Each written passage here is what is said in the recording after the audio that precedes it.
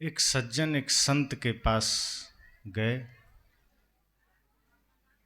उन्होंने संत से प्रश्न किया।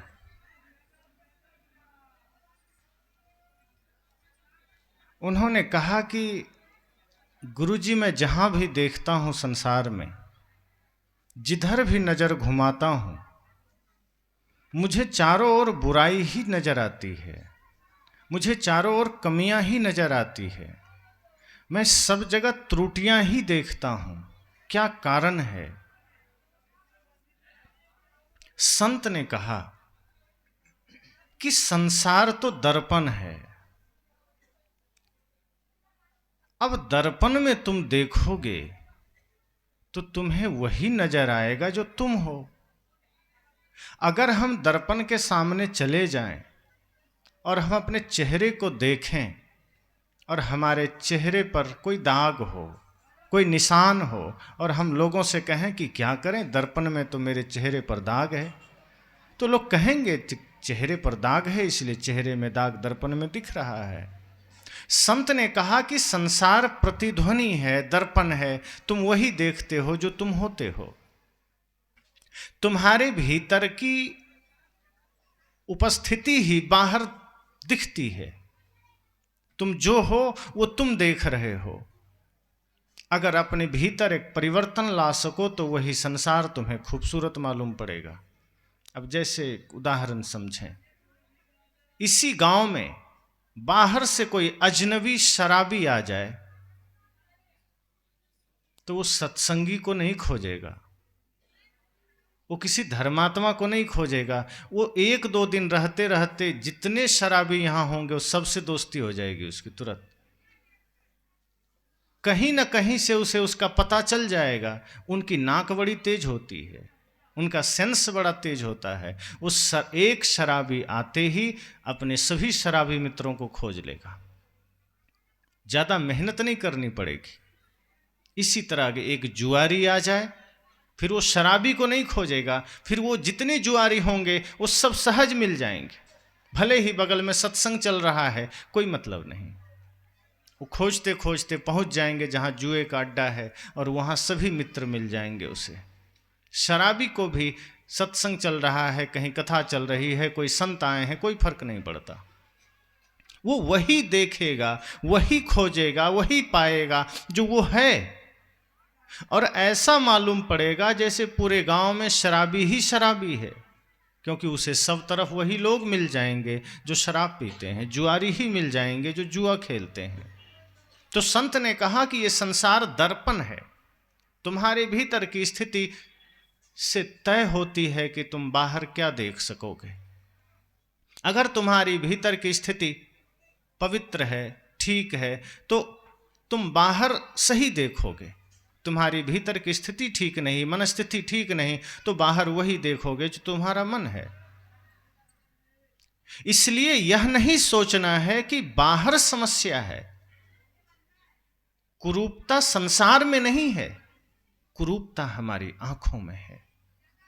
संसार तो सुंदर है, संसार तो पावन है। वस्तुतः हम कुरूप हैं, इसलिए संसार हमें कुरूप नजर आता है। हमारा चिंतन बदसूरत है, इसलिए संसार बदसूरत नजर आता है।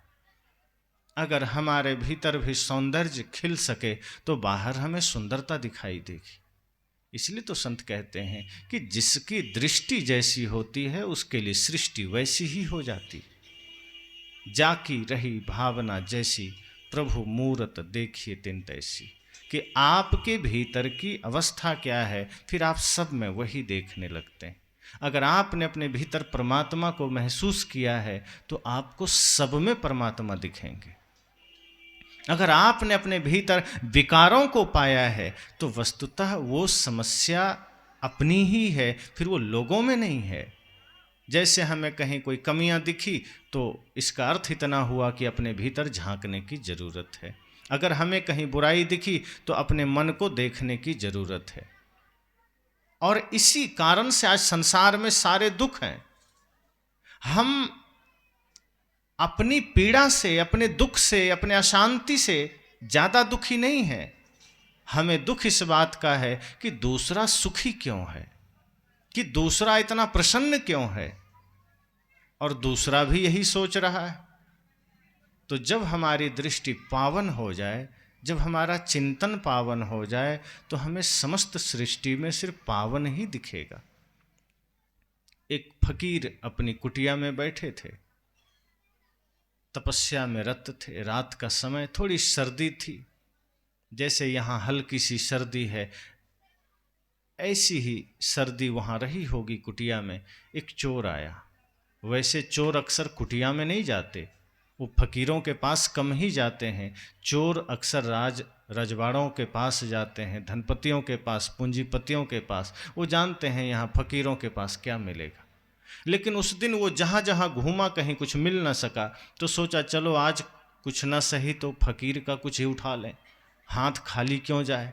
क्योंकि घर से निकलता ही संकल्प करके है, भगवान की पूजा करके निकलता है कि भगवान कृपा करना आज हाथ खाली ना चला जाए।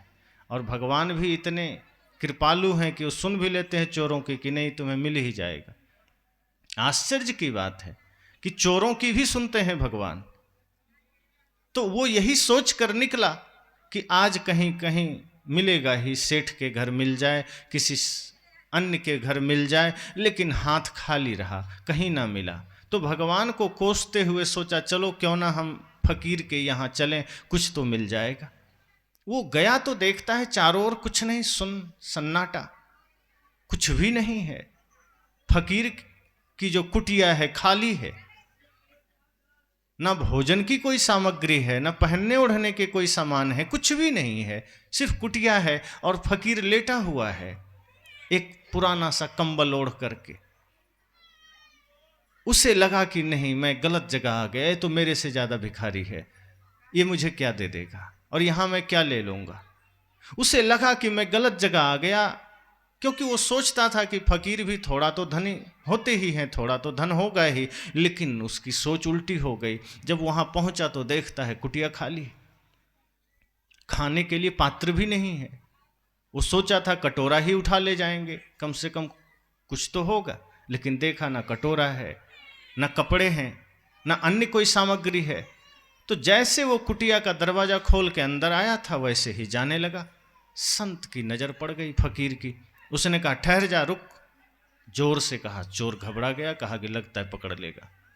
उसे घबराहट हुई, कहीं ये संत मुझे पकड़वा ना दे। चुराया कुछ भी नहीं, सजा पूरी हो जाएगी। वैसे भी संतों की बात ज्यादा लोग सुनते हैं। वो भागना चाहा। फकीर ने कहा ठहर जा, तू खाली लौट रहा है, तुम तो कुछ लेने आए हो और तुम यहां से खाली जा रहे हो, कुछ तो लेकर जाओ। चोर को लगा ये कैसा फकीर, मुझे लगा ये पकड़ने की बात करेगा, ये तो देने की बात कर रहा है। फालतू ही मैं चोरी की नियत से आया था, ऐसे ही आता कुछ ना कुछ मिल जाता। फिर सोचा देगा क्या, कुछ भी तो नहीं, क्या दे देगा। फकीर ने कहा अरे आए हो तो खाली क्यों जा रहे हो, मुझे बड़ा दुख होगा, मेरे द्वार से कोई खाली नहीं लौटा। कहा मैं चोर हूं। कहा होगा तू चोर, मेरे पास तो तू आया है, मुझे करुणा हो रही है तुम्हारे प्रति, खाली मत जा, खाली जाओगे तो मुझे पीड़ा होगी, कुछ तो लेकर जाओ। चोर भी असमंजस में पड़ गया कि इस फकीर से क्या ले ले हैं, और ये देने को आतुर है। लोग बचाने में आतुर रहते हैं, ये देने में आतुर है। इसे लग रहा है कितना जल्दी दे दे। चोर हड़बड़ा गया। फकीर ने कहा मेरे पास और तो कुछ नहीं, ये कंबल ओढ़ रखा हूं, ये ले जा। कंबल समेटा। तो जैसे कंबल समेटा तो फकीर सिर्फ लंगोटी पर थे और कुछ नहीं था। इतना अभाव फकीर के पास। चोर भी और हड़बड़ा गया, कहा ये तो कुछ भी नहीं पहना, लंगोटी बस है, इससे मैं कैसे कंबल ले लूं। फकीर ने कहा नहीं तुझे लेना पड़ेगा, तुम आए हो पहली दफा, इतना स्वागत सम्मान भी मैं ना कर पाऊं तो फिर मेरे होने का अर्थ क्या है। चोर ने कहा मैं यहां कोई मेहमानी करने थोड़े आया था, मैं तो चोरी करने आया था, ये तो बड़े ही खातिरदारी में उतर आए, ये कैसा फकीर है। उसने कहा मना करते भी नहीं बन रहा। फकीर ने डांट कर कहा नहीं तुम्हें लेना पड़ेगा, लेकर जा, खाली मत जा, तुम अगर खाली चले गए तो पीड़ा होगी, दुख होगा मुझे। चोर ने सोचा ले ही लेने में भलाई है, वरना इसकी डांट कौन सुने। कहा ठीक है लाओ कंबल दे दो। वो कंबल लिया और निकलने लगा। संत ने फिर कहा ठहर। उसे लगा अब क्या हुआ। कहा धन्यवाद भी नहीं दिया, तुम्हें कंबल दिया, इतना मर्यादित हो, थोड़ा मर्यादा तो सीखो, एक कंबल दिया, धन्यवाद तो देना चाहिए। उसे कहा हाँ हड़बड़ी में भूल गया था, ठीक है आपको धन्यवाद। फिर निकल गया। संत ने कहा रुक, अब क्या हुआ। दरवाजा लगा था, तुम आए थे तो, और जा रहे हो तो खुला छोड़ के जा रहे हो, उसको दरवाजा तो लगा दो, मुझे उठना ना पड़े। चोर को लगा ये गजब का ही फकीर है, ये बिल्कुल उल्टी खोपड़ी का है, दे भी रहा है डांट भी रहा है, ये कैसा प्रेम है, कैसी करुणा है। उसके बाद चोर चला गया, फकीर अपना आराम से बैठा। और जब चोर चला गया 1-2 दिन के बाद वो पकड़ा गया कहीं और चोरी करते हुए। तो जब सिपाहियों ने उसे पकड़ा और राजा के पास ले गया तो उसके पास वही कंबल दिखा और सब लोग उस फकीर के कंबल को पहचानते थे। तो जब राजा ने देखा ये कंबल तो उस फकीर का है तो उसे और गुस्सा आया, कहा हम तो उसका सम्मान करते हैं, वो इतने बड़े संत हैं, तुमने उसका कंबल चुराया है, अब तो तुम्हें शायद कोई बचा पाए। अगर ये फकीर का कंबल तुम्हारे पास ना होता तो शायद तुम्हें माफ़ी मिल जाती, लेकिन फकीर का कंबल तुम उठा लाए हो, तुम उसके यहाँ चोरी कर आए हो, वो तो ऐसे ही फक्कड़ है, उसकी चोरी, अब तुम्हें कोई नहीं बचाएगा। चोर ने कहा मैंने चुराया नहीं, उसने दिया है। कहा और झूठी बात, फकीर तुम्हें कंबल देने जाएगा। उसने कहा मैं गया था जरूर चोरी करने, लेकिन मैं चोरी करना नहीं चाहता था, उसने जबरदस्ती दे दिया है, बहुत डांट करके दिया है। कहा झूठ बोल रहे हो, कहा बुला लीजिए उन्हें ही। सभी सिपाहियों ने कहा कि अब तुम्हें कोई नहीं बचा सकता, तुमने चोरी की है। तब उस फकीर को बुलाया गया, वो फकीर आए। राजा ने कहा आप ही बताएं ये कंबल आपने दिया है, चोर ने चुराया है। संत ने कहा फकीर ने कि इसने चोरी नहीं की है, ये चोर है ही नहीं। सब लोग हैरान हो गए कि चोर नहीं है। कहा नहीं, ये तो बड़े भले आदमी है, ये तो बहुत ही दयावान है, ये तो बड़ा ही शिष्टाचारी आदमी है, धार्मिक आदमी है।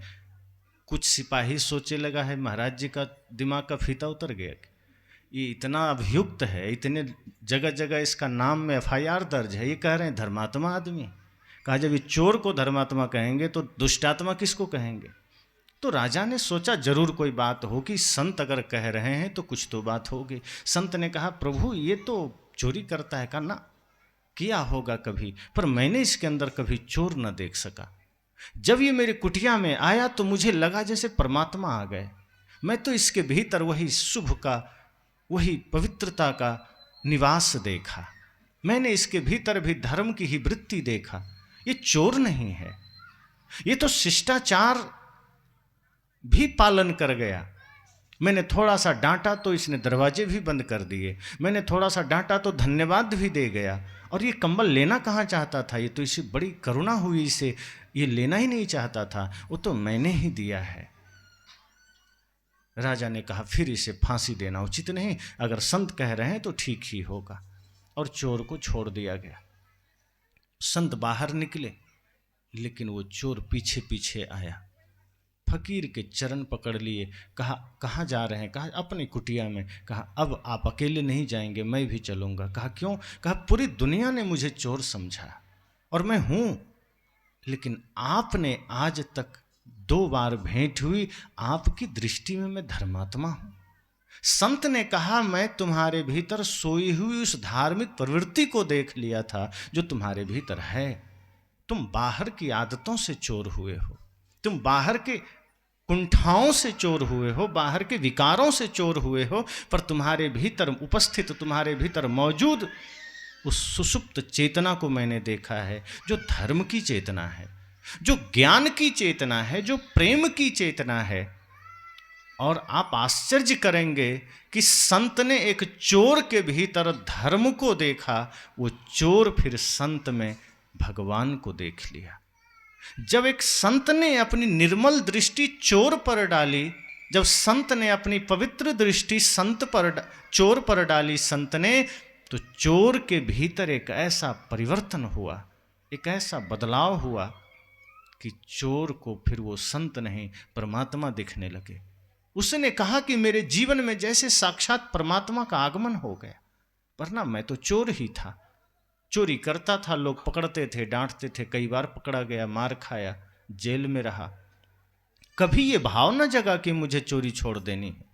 पर आज आपने मेरे भीतर के चोरत्व को नजरअंदाज करके, आपने मेरे भीतर के विकारों को नजरअंदाज करके मेरे भीतर की पवित्रता को तलाशा है। संत ने कहा कि आदतों से कोई कुछ भी हो जाए, लेकिन ऐसा कोई नहीं जिसके भीतर धर्म की वृत्ति सुषुप्त अवस्था में ना हो। संत का काम यही है कि वो जिन जिन के भीतर वो धर्म की सोई हुई चेतना है उसे जगाना है। अगर हम भी संसारियों की तरह तुम्हारे अंदर वही देखें जो संसार देखता है, तो उसमें और हम में फर्क क्या रहा। मैं तो इस जगत में स्वयं को जागृत कर रहा हूँ, और जब स्वयं को जागृत कर रहा हूँ तो मेरी जागृति सिर्फ व्यक्तिगत कैसे हो सकती है, हम तुम्हारे भीतर की भी चेतना को जगा रहे हैं। तो संत ने जो अपने भीतर पाया वही चोर के अंदर पाया, वही दृष्टि वहां डाली, वही भाव वहां डाला। यही तो बुद्ध ने किया।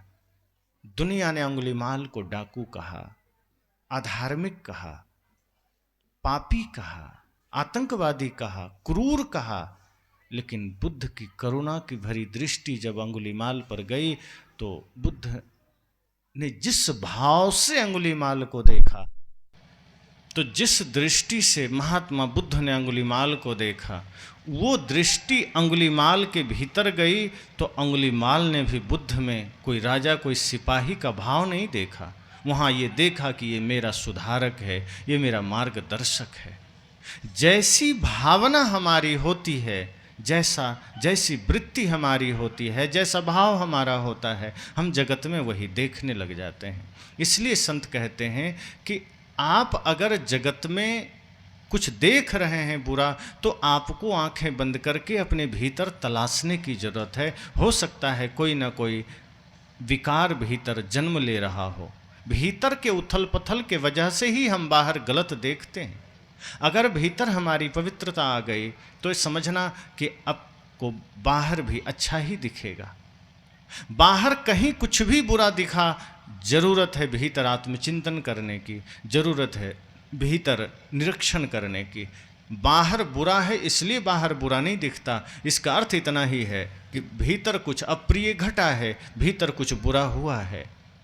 और हमारी प्रवृत्ति सदैव यही होती है कि हम भले ही कैसे भी रहें लेकिन दूसरे भी दुखी हो जाएं। जैसे कोई आदमी ये चेष्टा करता है कि हमारे जीवन में पीड़ा है तो है, कोई बात नहीं, लेकिन दूसरा भी अगर पीड़ित है तो थोड़ा मन को शांति मिलती है कि मैं अकेला दुखी थोड़े हूँ, पड़ोसी भी दुखी। अगर आप किसी बात को लेकर दुखी हैं और आपको लगे कि आप अकेले दुखी हैं तो आप ज़्यादा दुखी रहते हैं, रोते हैं। लेकिन आपको किसी ने आकर बता दिया कि आपके आसपास भी लोग इसी दुख से दुखी हैं, आप थोड़ा सा मस्ती में हो जाते हैं कि मैं अकेला दुखी नहीं हूँ, अगल बगल मेरे सहयोगी भी हैं। फिर मन को थोड़ा ढाढ़स बनता है कि नहीं, मैं अकेला इसमें नहीं हूँ। एक बूढ़ी माता चली जा रही थी तो कमर झुकी हुई थी और पीठ पर थोड़ा कुबड़ निकला हुआ था। जैसे कभी कभी आपने देखा होगा ऊँट के पीठ पर होता है ना कुबड़, तो वैसे बूढ़ी माता के पीठ पर कुबड़ थी। संजोग है, एक काल्पनिक रुचिकर घटना कहानी है। तो नारद जी मिल गए रास्ते में। उसने कहा बूढ़ी माता ये क्या हो गया? कहा दिख नहीं रहा तुम्हें? कहा ये कुबड़ कैसे हो गया? कहा हो गया, मैंने कोई खरीदा थोड़े है, हो गया, ऐसा थोड़े लगवाया है कहीं से। तो नारद जी ने कहा इससे दिक्कत होती होगी तुम्हें? कहा बहुत दिक्कत होती, लोग मजाक उड़ाते हैं, हमें चलने में भी दिक्कत होती। तो नारद जी ने कहा मैं इसे ठीक कर सकता हूँ। बूढ़ी माता प्रसन्न हो गई कि अच्छा मेरी कुबड़ तुम ठीक कर सकते हो? कहा बिल्कुल ठीक कर सकता हूँ। कहा तो बड़ा दयालु है।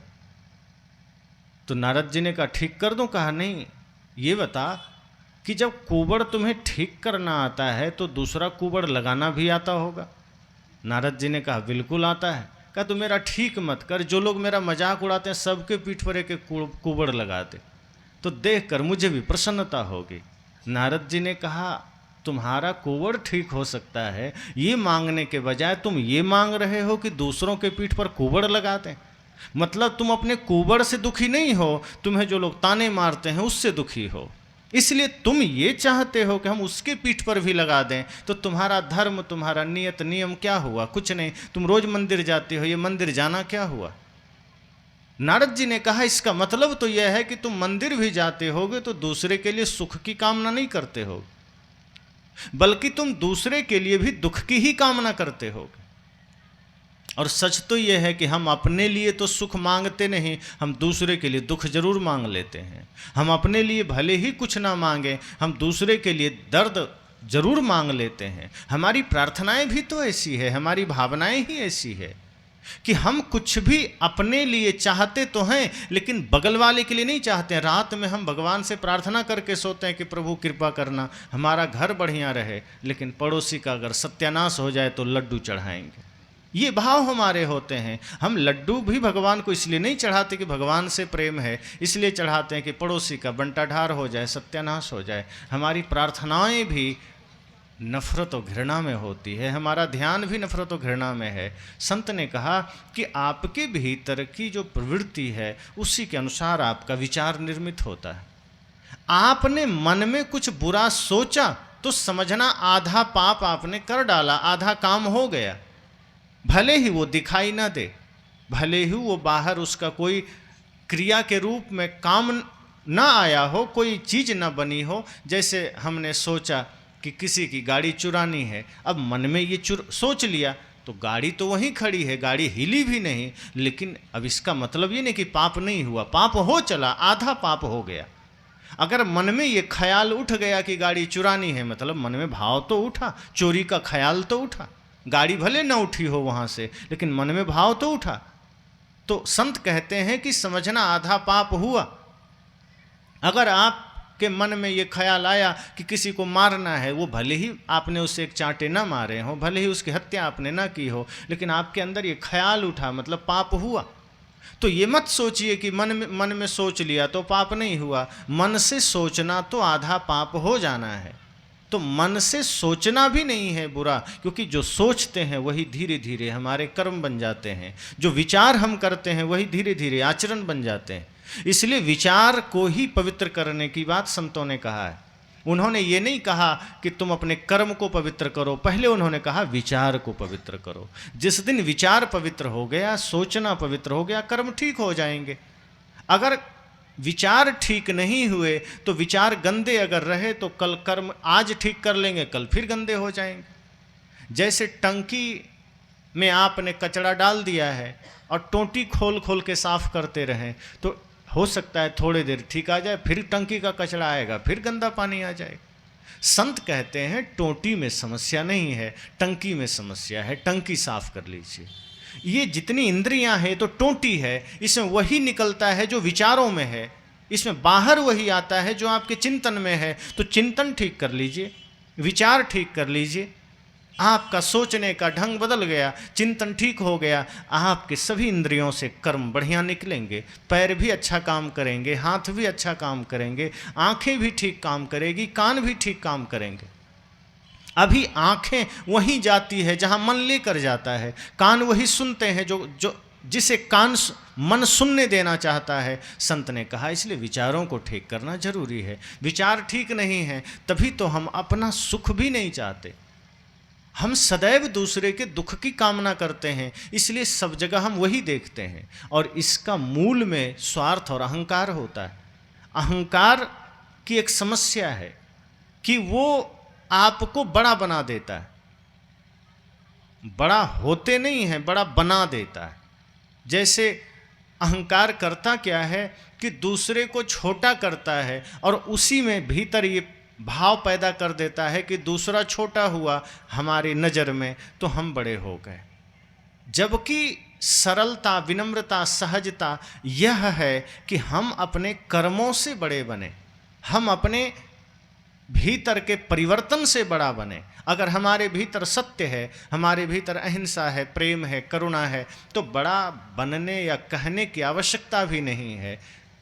निश्चय ही बड़प्पन यही है, जहाँ सरलता हो, सहजता हो, जहाँ संसार के लिए करुणा का भाव, छोटों के लिए स्नेह का भाव, बड़ों के लिए श्रद्धा का भाव, यही बड़प्पन है। तो संत कहते हैं अपने भीतर के विचारों को बदलिए, वरना वो आपकी दृष्टि फिर ऐसी हो जाएगी नकारात्मक कि आप जहाँ भी देखेंगे वही देखेंगे, जिधर भी नजर जाएगी। अब पिता हैं, अपने बेटे में नकारात्मकता देख रहे हैं तो धीरे धीरे बेटा और नकारात्मक हो जाएगा। बड़ा भाई है, छोटे भाई में नकारात्मकता देख रहे हैं तो वो और ज़्यादा नकारात्मक हो जाएगा। नकारात्मकता का मतलब कई बार सिर्फ यह नहीं होता कि जैसा आप चाहते हैं वैसा वो नहीं कर रहा। नकारात्मकता का मतलब यह है कि आप जैसा करवाना चाहते हैं वो कर दिया, लेकिन भाव ऐसा बिगाड़ के रखा कि जैसे उसने सिर्फ आपकी बात रख ली है, जबरदस्ती कर दिया है बोझ समझ करके। तो जब आप किसी पर कोई बात थोपेंगे, मना नहीं करेगा, जब आप उसे बोझ बना देंगे किसी बात को, वो मना नहीं करेगा, लेकिन फिर वो बात बोझ बन जाएगी, फिर उसमें श्रद्धा नहीं रहेगी, फिर वो नकारात्मकता ही है। और जहाँ नकारात्मकता है आदमी परेशान रहता है। सकारात्मक शक्ति आपको सदैव शांति देती है, नकारात्मक शक्ति आपको अशांति देती है। तो अगर आप सकारात्मक हैं तो चारों ओर से जो ऊर्जा प्रवाहित हो रही है, फिर आपके पास सकारात्मक ऊर्जा आएगी। इसलिए अपने विचारों को पवित्र करने की बात संतों ने कहा कि अपने मन को, अपने विचार को पवित्र करिए, अपने आचरण को पवित्र करना है, अपने सारे कर्मों को पवित्र करना है तो अपने विचारों को पवित्र करिए। ये संसार बड़ा सुंदर है, जहाँ भी नज़र ले जाइए, जिधर भी नज़र डालिए, सब जगह सुंदरता है। अगर हम सिर्फ अपने भीतर देख सकें तो कुरूपता अपने भीतर है, समस्या अपने मन में है, तकलीफ़ें अपने मन में है, बाहर नहीं है। बाहर हम देख तो लेते हैं पर वो अपनी ही प्रतीति होती है, अपनी ही छाया होती है। जैसे शरीर आपका है, प्रकाश पड़ता है, पीछे छाया खड़ी हो जाती है, तो वो छाया सूरज की या प्रकाश की थोड़े है, प्रकाश की छाया नहीं है, प्रकाश ने सिर्फ दिखाया है। छाया शरीर की ही है, लेकिन वो दिख नहीं रही थी, प्रकाश में वो दिखाई देने लगा। इसी तरह से हमारे भीतर के जो विकार हैं वो बाकी समय नहीं दिखते, वो नज़र नहीं आते, लेकिन जब ज्ञान का प्रकाश पड़ता है तो हमारा ही जो छाया है, हमारी छाया है, वो दिखने लगती है। इसलिए संत कहते हैं सत्संग बहुत ज़रूरी है। सत्संग का सिर्फ यह अर्थ नहीं कि आप बैठें, सुने, चले जाएं। सत्संग मतलब 2 लोग हों, 10 लोग हों, 10,000 लोग हों, कहीं भी हों, सद चर्चा होनी चाहिए। और सत्संग फिर हमारे जीवन का दर्पण बन जाता है। जैसे संत ने कहा ना कि संसार दर्पण है, संसार में आप वही देखते हैं जो आप हैं। अगर कहीं आपको कुछ कमियां नज़र आ रही है, सीधा समझना कि वो कमियां संसार में नहीं, आपके मन में है। किसी में कोई दोष नज़र आ रहा है, ये समझना कि वो बाहर नहीं, वो अपनी ही आँखों में है। जैसे संत ने चोर में भी चोर ना देख सका, चोर के भीतर भी चोरी का भाव ना जगा, उनके भीतर भी इन्होंने ये नहीं देखा कि हाँ ये चोर है तो चलो इसे हटा दें, इससे नफरत करें, घृणा करें। उन्होंने कहा चोर तो ये बाहर से बन गया है, चोर तो आदतन बन गया है, चोर तो विकारों के कारण बन गया है, मूलतः तो इसके भीतर भी वही परमात्मा बैठा है। इसका अर्थ इतना ही है कि हम सब भी जहाँ जीते हैं, जहाँ रहते हैं, जिस समाज में, परिवार में, हम उसे मंदिर समझें। किसी में कोई कमियां आ गई, किसी से कोई बात है, तो हम कोशिश करें कि उसकी वो जाने। हमें तो अपने कर्म पर चलना है, अपने विचारों पर चलना है, क्योंकि हमारे पास हमारे जीवन में इतना समय नहीं है कि हम दूसरों के जीवन का लेखा जोखा कर सकें।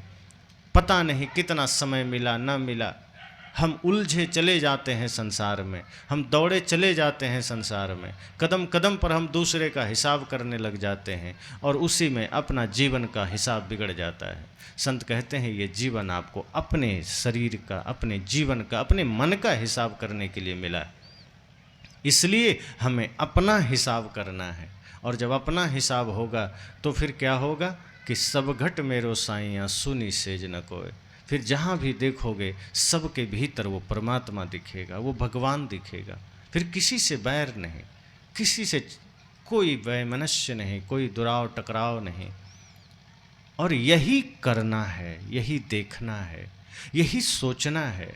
मनुष्य जीवन की सार्थकता यही है। मैंने पहले सत्र में कहा कि ये जीवन में जो कुछ भी घटित होता है, मृत्यु नाम की चीज, वो भय के कारण दिखाई देती है। वो मृत्यु दिखती ही भय के कारण है। लेकिन जब हम एक एक पल जीवन को जीने लगते हैं, एक एक पल अपना निरीक्षण करने लगते हैं, तो हमारे भीतर शुभ दृष्टि जागृत हो जाती है, पवित्र दृष्टि जागृत हो जाती है। और जब पवित्र दृष्टि जागृत होती है तो सोए हुए, जागे हुए, बैठे हुए, काम करते हुए, जहाँ भी देखेंगे, चींटी से लेके हाथी तक, धनी गरीब अमीर कोई भी हो, साधु संत, सब जगह हमें फिर वही परमात्मा का दर्शन होगा, वही आनंद का दर्शन होगा। और हम सबको तो यह विचार करना चाहिए कि हमारा समय निकलता जा रहा है, हम किन चर्चाओं में व्यस्त हैं। जहाँ भी 4 आदमी इकट्ठे होते हैं, वो पड़ोसी की चर्चा में लग जाते हैं। वो कभी यह नहीं सोचते कि हम आत्मचिंतन कर सकें। 2 आदमी इकट्ठे हुए, आदमी सोचता है, जैसे ही 2-4 आदमी कहीं मौका मिला चर्चा करने को, तो आदमी क्या सोचता है? ये नहीं सोचता कि सत्संग सुना तो ध्यान कैसे किया जाए, आत्मनिरीक्षण कैसे किया जाए, अपने मन का दृष्टा कैसे बना जाए। तो आदमी चर्चा यह करता है कि पिछले सत्संग में गए थे तो भंडारा ठीक नहीं था, नमक ज़्यादा पड़ गया था, वहाँ के कमेटी वाले ठीक नहीं हैं, वहाँ व्यवस्था ठीक नहीं थी, बैठने के लिए पंडाल सही नहीं था, वहाँ गए तो उस गांव में अमुक का लड़का आईएएस पास कर गया, हमारे गांव में एक भी आईएएस नहीं, हमारी बहू ठीक नहीं, उसकी बहू ठीक नहीं, उसका भाई बढ़िया नहीं। दिन रात इन्हीं चर्चाओं में, या 2 महिलाएं मिल गईं तो और पारिवारिक बातें शुरू हो जाती। ऐसा लगता है जो बीती हुई बातें हैं उसे खोद खोद के लाना हमारी प्रवृत्ति बन गई। संत कहते हैं बीते हुए पल से मुक्त होइए, हम उसे ही खोद खोद के परोसने में लगे रहते हैं। उससे होता कुछ नहीं, इतना ही होता है कि हमारा कीमती समय खोता चला जाता है, हमारा महत्वपूर्ण समय खोता चला जाता है। संत कहते हैं 2-4 लोग इकट्ठे होइए तो समाज के सृजन की बात करिए, आत्म कल्याण की बात करिए। हम समाज में धर्म के दिए कैसे जला सकें, इसकी बात करिए। हमारे समाज में युवाओं में परिवर्तन कैसे आए, इसकी चर्चा करिए। हमारी चर्चाएं इतनी व्यर्थ होती है कि उसका कोई फल नहीं निकलता, दिन रात वही चर्चा। और आप अनुभवी हैं, आप अनुभव करते होंगे, इससे ज़्यादा कोई चर्चा नहीं होती। अपनी सुख दुख की बातें, जो बीत गई वो बातें, जो होने वाली है उसकी बातें, और सबके मूल में कहीं ना कहीं माया है, अविद्या है, विकार है, कहीं छल है, कपट है, प्रपंच है, कहीं आलोचना है, कहीं तिरस्कार है। हम इन्हीं चीज़ों को सोचते हैं। कभी यह नहीं सोचते 2 लोग बैठकर कि हमें अपने बच्चों को कैसा संस्कार देना है, कि हमें अपने घर परिवार को कैसे मंदिर बनाना है, हमें अपने जीवन को कैसे मंदिर बनाना है। ये ख्याल हम नहीं करते। संत कहते हैं आप सत्संग सुनिए, लेकिन इसे जब अपने व्यवहार में उतारना है तो 2 लोग इकट्ठे होइए तो ये सत्संग की चर्चा करिए कि जो बातें हमने सुनी है किस तरह इसे हमें अपने जीवन में उतारना है, कैसे हम ध्यान के द्वारा मन को निर्मल बनाना है, कैसे हमें अपने आगे के जीवन को सुव्यवस्थित करना है, कैसे समय रहते हमें जागना है। अगर इस तरह की प्रवृत्ति आ गई तो आप देखेंगे 24 घंटे में सत्संग का प्रभाव आपको दिखने लगेगा। लोग कहते हैं मैं इतना सत्संग सुनता हूँ, इतना सब कुछ करता हूँ, परिवर्तन कहाँ आता। एक लड़के से मैंने कहा तुम्हारे पिताजी सत्संगी हैं, तुम क्यों नहीं जाते? उसने कहा क्या करेंगे जाके, पिताजी सत्संग करते हैं, घर में आके गाली देते हैं, खैनी खाते हैं, क्या मतलब? तो जब सत्संग में जा कर के गाली नहीं छूटी, खैनी नहीं छूटा, झूठ नहीं छूटा, तो हम वहाँ जाके क्या हम धर्मात्मा बन जाएंगे? सोचिए कि आप सत्संग में आकर के भी अगर पुरानी प्रवृत्तियों से मुक्त नहीं हो पा रहे हैं तो आप अपनी पीढ़ियों को क्या दे रहे हैं, आप अपनी संतान को क्या दे रहे हैं? अगर आप चाहते हैं कि आपकी धर्म की ज्योति का झंडा आपके संतान के हाथ में हो, आप चाहते हैं कि समाज कल्याण का दायित्व आपका इस मामले में उत्तराधिकारी आपका बालक बने, आपकी बालिका बने, तो सबसे पहले संकल्प लीजिए कि जब हम यहाँ से निकलें सत्संग से, तो कहीं अगर इकट्ठे हो गए तो प्रपंच बीच में नहीं आना चाहिए, संसार की चर्चा नहीं आनी चाहिए। हाँ, संसार में कुछ उत्थान का काम है तो करिए, चर्चा करिए, कुछ सृजन का काम है, किसी की निंदा ना करिए, शिकायत ना करिए, किसी की आलोचना मत करिए कि उस भंडारे में ऐसा भोजन बना, उस भंडारे में ऐसा बना, उसकी शादी में ऐसा हुआ, तो उसकी बहू ऐसी आ गई, हमारी ऐसी वैसी। अब ये ऐसी वैसी बातें सब आपके जीवन में ऐसी की तैसी कर जाती है और होता कुछ नहीं, बस दुख ही दुख मिलता है, इससे उपजता कुछ नहीं। ये ऐसा ही है जैसे आप बालू को कितना भी छाने, बालू को कितना भी मथें, मिलता कुछ नहीं है, मेहनत और हो जाती है फालतू की। इसी तरह से जब हम प्रपंच को मथते चले जाते हैं, उसे पुनः पुनः उखाड़ के चर्चा करते हैं, उससे मिलता कुछ नहीं। साहब कहते हैं सत्संग की चर्चा अगर आप करेंगे, ज्ञान की चर्चा अगर आप करेंगे, सृजन की चर्चा आप करेंगे, समाज उत्थान की चर्चा करेंगे, बच्चों में शुभ संस्कारों की चर्चा करेंगे, तो शायद उससे आपके कर्म बदलेंगे, आपका जीवन बदलेगा और इससे समाज में परिवर्तन आएगा। तो समाज के परिवर्तन का हिस्सा बनिए। एक माता पिता हैं, भाई हैं, कुछ भी रिश्ते में आप आपस में हैं, तो आप ये सोचिए कि ये तो एक सामाजिक व्यवस्था के अंतर्गत हम हैं, लेकिन हम एक इंसान तो हैं ही। आप कुछ हो ना हो, आप एक मनुष्य तो हैं, और एक मनुष्य होने के नाते आपका पहला दायित्व जगत के प्रति यही है कि आप अपनी निगेटिविटी जगत पर मत थोपिए, अपनी नकारात्मकता संसार में मत बांटिए, अपनी सकारात्मक दृष्टि से, अपने शुभ चिंतन से संसार में कुछ उत्थान का काम करिए। अगर आप एक स्त्री हैं, ये सोचिए कि जैसे पहले के माताओं ने, नारियों ने अपनी सकारात्मक शक्ति और साधना से, सकारात्मक चिंतन से जगत के कल्याण में अपनी भूमिका दी थी, हमें भी वही करना है। जो मार्ग हमारे सती साध्वियों का रहा है, मनुष्यों का रहा है, संतों का रहा है, हम उसी ही मार्ग पर चलेंगे, हम उसी पथ का अनुसरण करेंगे। तो हम चित्र के रूप में, बातों के रूप में तो अपने ऋषि मुनियों का अनुसरण करते हैं, लेकिन आचरण में हम राक्षसों की तरफ चले जाते हैं। राक्षस भी यही करते थे, जहाँ 2-4 राक्षस इकट्ठे होते थे, प्लान करते थे किसका आज उजाड़ना है, किसको खाना है, किसके यज्ञ में हड्डी फेंकना है, कहाँ खून फेंकना है। यही विकृत चर्चा हम भी करते हैं। तो हमारे भीतर भी वही आसुरी प्रवृत्ति है, तो हम भी किसका नुकसान करना है, किसकी निंदा करनी है, किसकी शिकायत करनी है, किसके बारे में अंट संट बोलना, ये चर्चाएं हमारी चर्चा है। इसलिए मैंने कहा कि संसार गलत नहीं है, चारों ओर अच्छा ही अच्छा है, चांद तारे अच्छे हैं, सूरज अच्छा है, धरती अच्छी है, हवाएं अच्छी है। ये झूठ का हमने एक कहावत बना दिया कि जमाना खराब है। ये जमाना कभी खराब नहीं था, ना खराब है। जमाना तो वैसा के वैसा है। जमाना बदल गया, लोग ये भी कहते हैं, जमाना भी नहीं बदला, बदला हमारा मन है, हमारा चिंतन है। जमाना तो वैसा का वैसा है। जरा बताइए, सूरज की गर्मी कम हो गई क्या? पहले भी सूरज गर्म था, आज भी गर्म है, कहाँ बदला है? पहले भी पूरब में उगता था, अब भी पूरब में उगता है, बदला है क्या?